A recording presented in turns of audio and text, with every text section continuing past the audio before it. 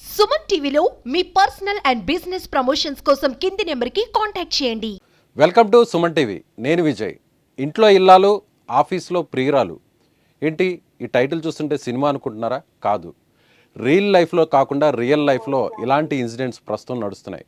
వైజాగ్లోనే సంచలనం కలిగించినటువంటి ఈ వార్త ఇప్పుడు అందరినీ కూడా ఆలోచింపచేసే విధంగా చేస్తుంది. అయితే ప్రస్తుతం మనతో పాటు ఈ ఎపిసోడ్లో బాధితురాలుగా ఉన్నటువంటి నక్షత్ర మనతో పాటు జూమ్ కాల్లో లైవ్లో ఉన్నారు. ఈమె గతంలో మిస్ వైజాగ్గా, అలాగే అమ్మాయికి సంబంధించినటువంటి ఒక తెలుగు అమ్మాయి అనేటువంటి కార్యక్రమంలో కూడా ఈమె విజేతగా ఎంపికైంది. అయితే అంత అందగత్తెను కాదని మరొక మహిళ వైపుకు వెళ్ళడానికి కారణం ఏంటి?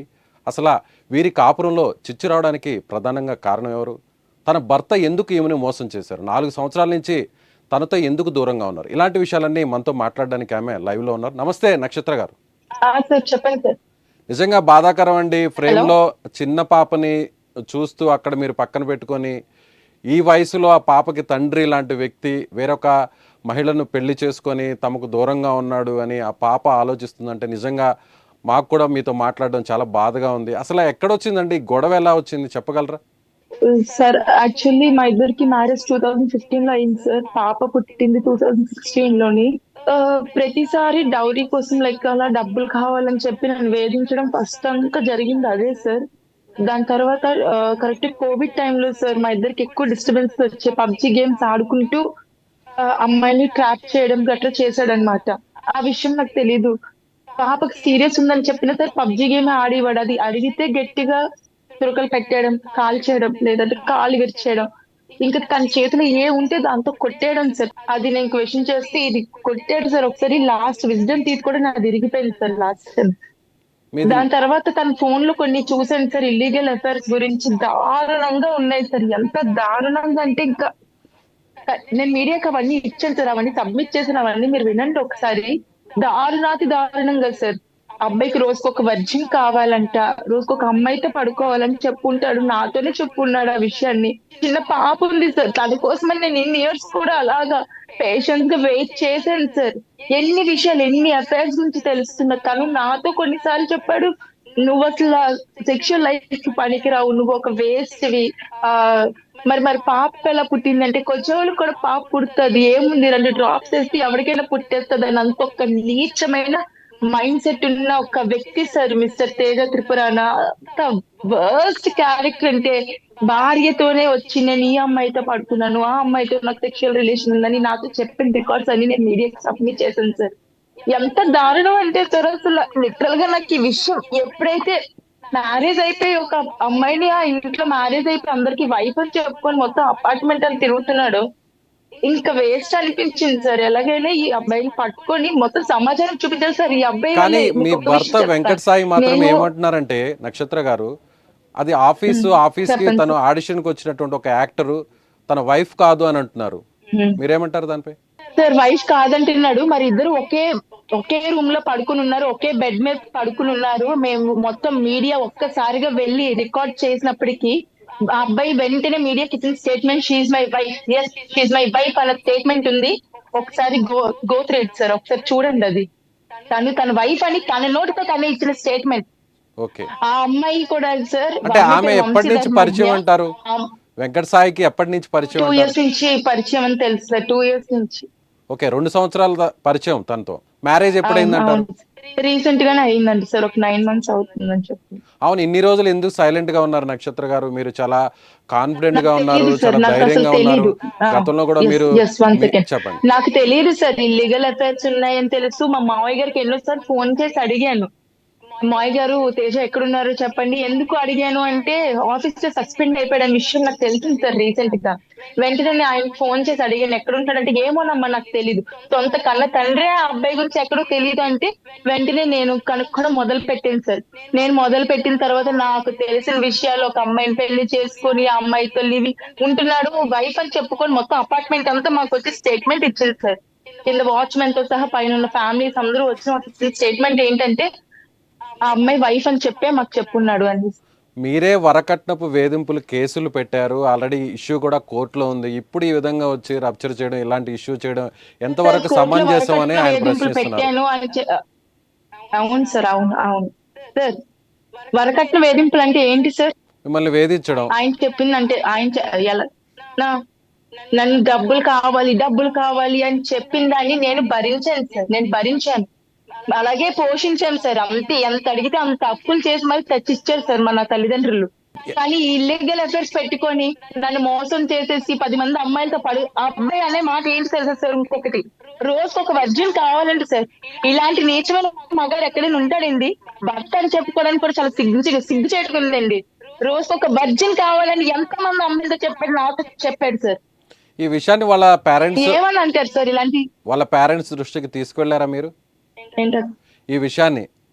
నా అతని బిహేవియర్ తెలుసు సార్, గానీ వాళ్ళ అతని పేరెంట్స్ కి కూడా అఫైర్స్ తెలుసు గానీ సార్. ఇవన్నీ కూడా అన్నిటికన్నా నీచమైన విషయం ఏంటంటే, సొంత పెద్దమ్మ కూతుర్నే పడుకోవడానికి రమ్మని చెప్పుకున్న మహానుభావుడు సార్ ఈ మిస్టర్ తేజ త్రిపురాన్. సొంత అక్కని తనని పట్టుకొని తనని అబ్యూస్ చేసి తన మీద కాలు చేతులేసి ఎంతో దరిద్రంగా ప్రవర్తించాడు అన్న మాటని తనే నాకు ఒకసారి ఫోన్ లో చెప్పున్నది సార్.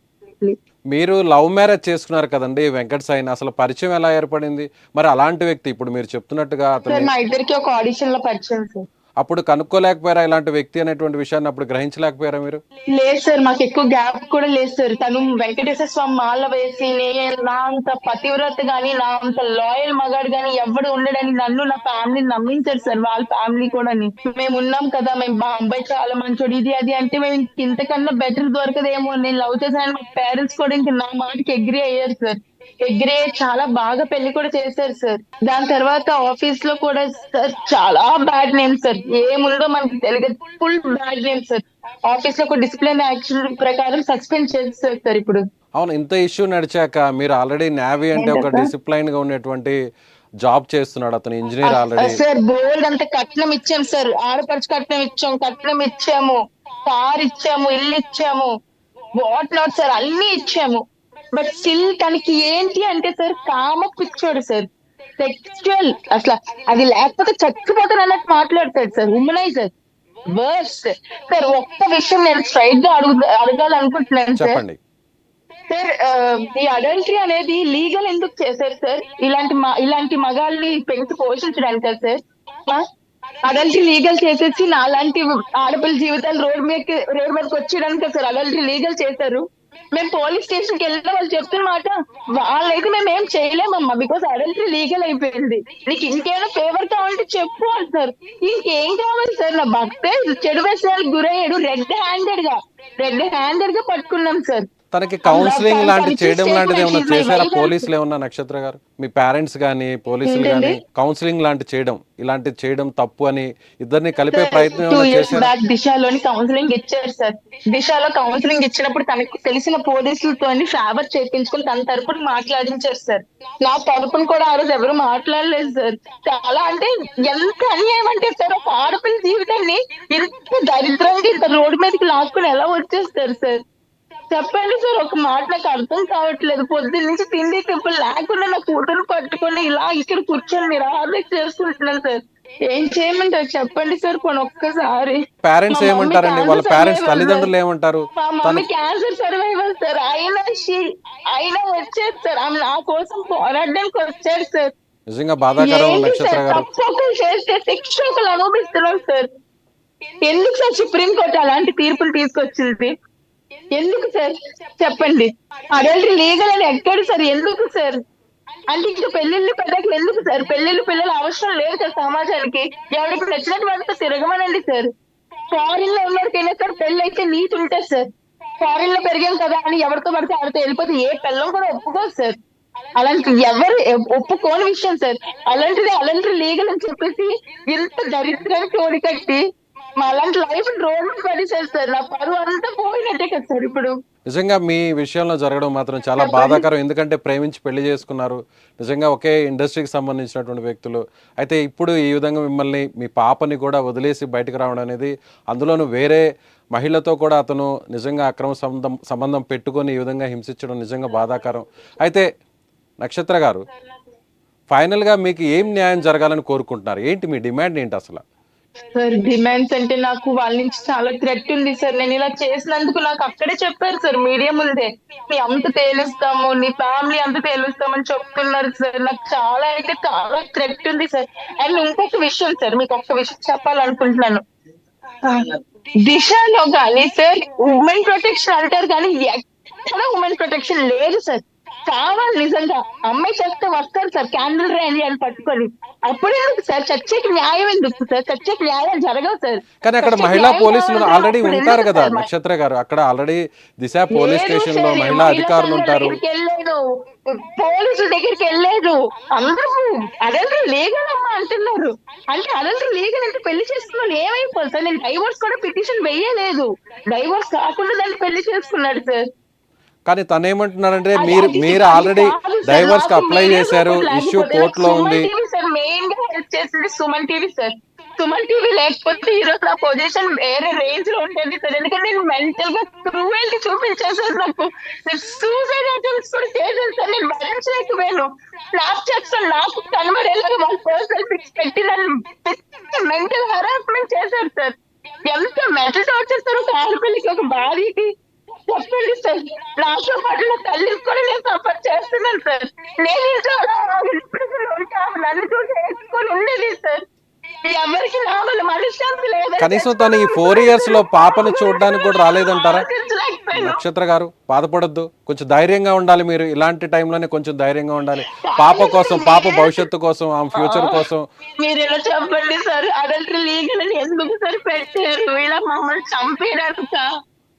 ఎంత మందికి సార్ నేను చెప్పుకుంటున్నాను నా బాధని. అడల్టరీ లీగల్ చెయ్యొద్దు సార్. అలా లీగల్ చేస్తే లక్షల్లో ఆడపిల్ల జీవితం నాశనం అయిపోతున్నాయి సార్. రైట్, అంటే ఇలాంటి చట్టాలు రావడం వల్లే ఈ విధంగా వీరు పేటరేగిపోతున్నారంటారా? విచ్చలవిడి అయిపోయిందంటారా?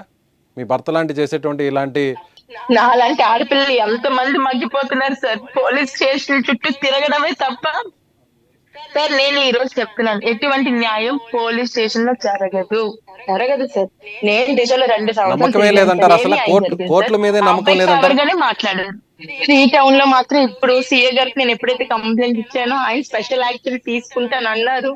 నాకు థ్రెట్ ఉందని చెప్పాను. ఆయన దగ్గరుండి గర్ల్స్ ని చూస్తాను అన్నారు, బైండ్ రాసిస్తాను అన్నారు సార్. కానీ సార్ ఒక్క విషయం సార్, ఇలాంటి పురుగులు నా భర్త అని చెప్పుకుంటున్నాను చూడండి, ఇదే నా లాస్ట్ అండ్ ఫైనల్ అండి. ఇంకెప్పుడు నేను జీవితంలో కూడా ఇలాంటి వాడు నా భర్త అని చెప్పను. అలాంటి వాడు నీ తండ్రి నా కూతురికి కూడా చెప్పనండి. మొగుడు లేకపోయినా, తండ్రి లేకపోయినా ఒక ఆడది బతకగలదు సార్. బతకగలదు. నేను బతికి చూపిస్తాను సార్ ఖచ్చితంగా. నా కూతురు కోసం బతకగలదు సార్. ఇలాంటి నీచ పెదవి గురించి ఎందుకు సార్? ఇలాంటి కామాంధుల గురించి ఆలోచించి నేను ఎందుకు సార్ సఫర్ అవ్వాలి? సో ఫైనల్ గా అతనితో దూరమై అంటే విడాకులు తీసుకొని మీ సార్ ఇంకొక విషయం సార్, ఆ అమ్మాయిది పొలిటికల్ బ్యాక్గ్రౌండ్ అంటే సార్, వాళ్ళ ఫాదర్ పొలిటీషియన్ అంటే రాజమండ్రిలో ఉంటుంది సార్ ఆ అమ్మాయి. ఓకే, ఆ అమ్మాయి పేరు వంశీ ధర్మజ్ఞ, సారా అని కూడా అంటారంట. మరి ఆ తల్లిదండ్రులు ఎలా వదిలేశారో తెలియదు సార్. ఒక ఆడపిల్ల బయటికి వెళ్తేనే 100 క్వశ్చన్లు అంటే అడిగి తనకి తెలుసండి ఆల్రెడీ మీతో. పెళ్లి చేసుకుని అది నక్షత్ర గారు, పబ్లిక్ గా నక్షత్ర ఉంటుందంటే గారు మీకు ఒక parents పాప ఎలా ఉంది, వదిలేశారో అర్థం కాలేదు ఆల్రెడీ సార్. మీకు నాకు వివాహం చెప్పలేదు అయింది సార్, అనేటువంటి మీడియా విషయం ముందు ఆమెకు నేను తెలుసంటారా? తెలుస్తానని. ఏం ధైర్యం ఒక్క చూసుకుని నిమిషం అమ్మాయి నక్షత్ర గారు, అంత కాలర్ ఎగరేసుకుని బయటకు వచ్చిందో నాకు తెలియదు సార్. ఏం ధైర్యం చూసుకుని అమ్మాయి చాలా అగ్రెసివ్ గా రూడ్ గా కూడా మాట్లాడింది మీడియాతో. అది మీరు చూడొచ్చు ఒకసారి. ఆల్రెడీ మ్యారీడ్ అన్న విషయం ఆమెకు తెలుసా? మ్యారీడ్ అని తెలుసు, పాప ఉందని తెలుసు. నేను అమ్మాయిని చాలా సార్లు వార్న్ కూడా చేశాను సార్. పాప ఉంది, ప్లీజ్ మా లైఫ్ లో తప్పుకొని వెళ్ళిపో అంటే, ఇది నా లైఫ్, నువ్వు ఎప్పుడో ఎక్స్పార్టివ్ అయిపోయావు, నేనే ఇప్పుడు ప్రెసెంట్ రన్నింగ్ వైఫ్, నువ్వు ఏం కష్టేస్తావు, ఎలా పోతే పో అని నాకు చెప్పారు సార్. తను ఎప్పుడైనా అంటే పాప కోసం రియలైజ్ అయ్యి రావడం కానీ, మాట్లాడడం కానీ, పాపతో మాట్లాడడానికి ప్రయత్నించడం కానీ అలాంటివి ఏమైనా జరిగాయా ఈ 3 సంవత్సరాల కాలం? లేదు సార్, లేదు లేదు లేదు. కనీసం పాపకు పాపతో ఫోన్ ఒకసారి లో మా పాప మాట్లాడడం కానీ? లాస్ట్ ఇయర్ మెడికవర్ లో జాయిన్ చేశాను సార్. న్యూమోనియా వచ్చి చాలా సీరియస్ అయిపోయింది సార్. ఐసీయూలో పెట్టాను సార్ పాపని. వెంటనే వానికి ఫోన్ చేశాను సార్, తేజ ఇలా పాపకు బాగాలేదు ఐసీయూలో ఉందంటే. అస్సలు సార్ ఈవెంట్ రాలేదు సార్, ఈవెంట్ రాలేదు. మా శవం మేమే చచ్చాం తప్ప సార్ అది రాలేదు సార్. అలాంటి వాడు తండ్రి అని అనిపించుకోవడానికి కూడా వేసి సార్. సో ఫైనల్ గా ఇలాంటి వ్యక్తికి అంటే ఇలాంటి వ్యక్తికి ఎలాంటి శిక్ష పడాలనేటువంటిది మీరు ఆలోచిస్తున్నారు, మీరు కోరుకుంటున్నారండి? సార్ ముందు సుప్రీం కోర్ట్ అనేది ప్లీజ్ ఇది నాది వెళ్ళాలని కోరుకుంటున్నాను. అడల్టరీ లీగల్ అని తీసేస్తే సార్ కొంచెం పిల్లలకి భయం భక్తితో ఉంటాయి సార్. మొగుళ్ళు అనేవాళ్ళు వాళ్ళు భయం ఉంటే కదా సార్ పిల్లంతో కొంచెం సవ్యంగా ఉండేది. ఇలా అడల్టరీ లీగల్ అంటే బరి తెగించేస్తున్నారు సార్. అలాంటి తీర్పును రద్దు చేయాలని కోరుకుంటున్నాను సార్. సార్ అడల్టరీ లీగల్ అన్నప్పుడు రేపులు కూడా లీగల్ అని చెప్పండి సార్. అంతే కదా సార్. పసిపిల్లల మీద అమ్మాయిల మీద రేపులు జరగడానికి కారణం ఎవరు సార్? నా భర్త లాంటి వాళ్ళే సార్. ఆ కామ పిశాచులే రేపు రేపిస్ట్ అవుతున్నారు సార్. ఈరోజు దాన్ని ఉంచుకున్నాడు, రేపు రేపు చేసి పడేస్తాడు. అప్పుడు అప్పుడు అది కూడా లీగల్ అయినా సార్? సుప్రీంకోర్టు అది కూడా లీగల్ అని ప్రకటిస్తుందా? అది లీగల్ అని కూడా ప్రకటించమనండి సార్. ఎప్పుడైతే అడల్టరీ లీగల్ అయిందో రేపు కూడా లీగల్ చేయమనండి. ఇలాంటి వాళ్ళు వదిలేస్తే రేపు రేపిస్ట్ కింద అవ్వక ఇంకేమవుతారు సార్? సమాజంలో ఇలాంటి మాత్రం ఉండకూడదు సార్. ఇలాంటి వ్యధములు ఉండకూడదు సార్. ఇలాంటి వాళ్ళు ఉంటే రేపు వీళ్ళే రేపిస్ట్ అవుతారు సార్. రైట్. నిజంగా నక్షత్రాకి జరిగినటువంటి ఈ అన్యాయం నిజంగా చాలా బాధాకరం. ఎందుకంటే తను ఒకటే ప్రశ్నిస్తుంది, నిజంగా కోర్టులు ఇచ్చినటువంటి తీర్పులు నిజంగా ఒక్కసారి సమీక్షించుకోవాలి. ఎందుకంటే అక్రమ సంబంధాన్ని నిజంగా చట్టబద్ధం లాంటిది చేయడం, అలాగే అడల్టరీని లీగల్ చేయడం అనేది మాత్రం నిజంగా బాధాకరం. నాలాంటి బాధితులు ఎంతోమంది ఈ విధంగా రోడ్డును పడతారు. ఖచ్చితంగా కోర్టులు ఆలోచించాలి. ఎలాంటి వ్యక్తికి నిజంగా కఠినమైనటువంటి శిక్షలు పడితేనే ఇలాంటివి మళ్ళీ మళ్ళీ రిపీట్ కావని తన ఆవేదన వ్యక్తం చేస్తుంది. Thank you so much. Suman టీవీలో మీ పర్సనల్ అండ్ బిజినెస్ ప్రమోషన్స్ కోసం కింది నెంబర్కి కాంటాక్ట్ చేయండి.